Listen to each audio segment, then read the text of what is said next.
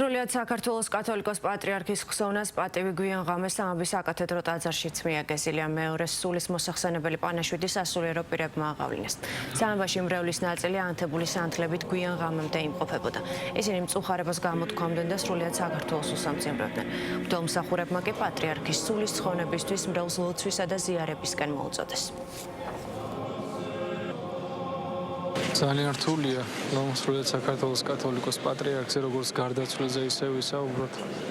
დიდია ჩვენი პატრიარქის ღვაწლი, მისი მამობრივი მზრუნვალობა, ის ნამდვილი მამა იყო და არის ჩვენი ერისა და ვერცხოთ რომ მისი სული ცათასასწრაფოში დაამკვიდროს და მისი ლოცვა ჩვენ შეგვეციოს სრულიად საქართველოს და მისი ლოცვით გაერთიანეს სრულიად საქართველოს. 48 წელი ისე უწინამძღვრო ერს რომ არ ქონია ესეთი შეცდომა, რომელიც გამოსწორებელი იყო და პირიქით ერს აერთიანებდა ერი, ბერი და მთლიანად მთავრობა და მხედრობა იყო ერთად და ეს დიდი მოკრძალება, ეს დიდი სიყვარული და იმედი გამოგვეცალა. გარდაცვალება არ ნიშნავს სიკვდილს, ეს იმას ნიშნავს, რომ უნუკვეშად პატრიარქი არ დაგტოვებს.